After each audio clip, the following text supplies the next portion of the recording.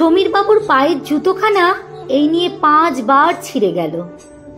জুতো সেলাই করতে নিয়ে গেলে দোকানদার বলে, এই জুতোতে আর কিছু নেই, আমি কোথা থেকে সেলাই করব বলুন তো, এক জোড়া জুতো নিয়ে নিন এবার। সমীর বাবু তখন হালকা হাসি হেসে বলে, তোমাকে 2 টাকা বেশি দেব, এবারের মতন সেলাই করে দাও। দোকানদার যাই হোক করে সেলাই করে দেয়, আর বলে, বেশি দিন সেলাইটা থাকবে না, কিন্তু পরে আবার আনলে আমি আর সেলাই করতে পারবো না। আচ্ছা বাবা, ঠিক আছে, করতে হবে না। এরপর সমীর বাবু মেয়ের জন্য ঘড়ি আর ছেলের জন্য একটা সানগ্লাস কিনে বাড়ি ফিরলেন। কারণ মেয়ে কাজে বেরোনোর সময় বলেছিল, বাবা আমি কলেজে যাই, তাই ঘড়ির একটা খুব প্রয়োজন, আর ছেলে রোদে স্কুলে যায়, চোখে খুব রোদ লাগে, তাই তার জন্য একটা সানগ্লাস। সবার জন্য জিনিস কিনে সমীর বাবু বাড়ি ফিরলেন। সঙ্গে সঙ্গে মেয়ে এসে বলল, বাবা আমার ঘড়িটা এনেছো তো? হ্যাঁ এনেছি। এই নে, আর এই চশমাটা ভাইকে দিয়ে দিবি, নিয়ে যা। আর মাকে বল চায়ের জলটা বসাতে, শরীরটা ভালো লাগছে না। ঠিক আছে বাবা। সমীর বাবুর সংসার টানতে টানতে খুব ক্লান্ত হয়ে পড়েছেন।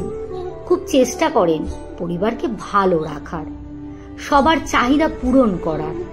কত বেলা যে তিনি না খেয়ে কাটিয়েছেন, কত পুজোতে যে তিনি একই শার্ট পরে কাটিয়েছেন, কত শখ আহ্লাদ বিসর্জন দিয়েছেন, তা হয়তো কারো জানা নেই।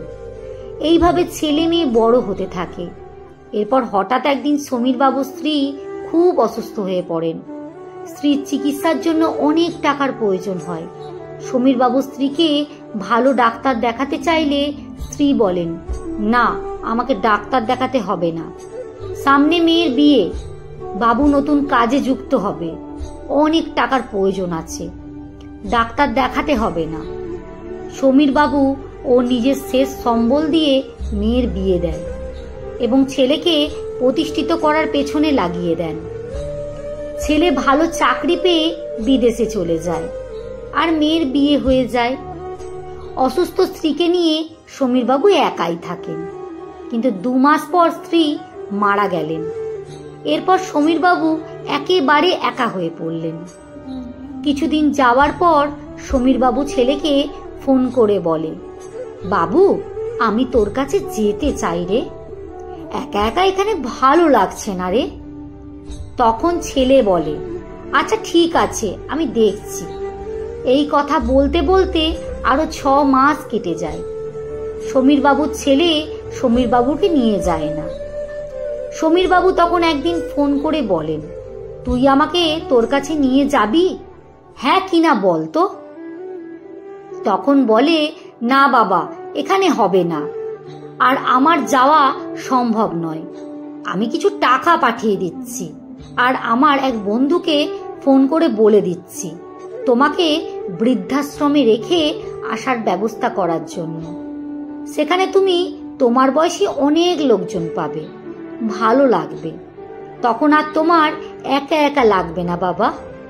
সমীর বাবু তখন ছেলের মুখে এমন কথা শুনে বলেন, ধন্যবাদ খোকা আমার এত চিন্তা করার জন্য, আর তোকে কোনো টাকা পাঠাতে হবে না, এত কষ্ট করতে হবে না তোকে আমার জন্য, তুই ভালো থাকিস, আমি আমারটা বুঝে নেব।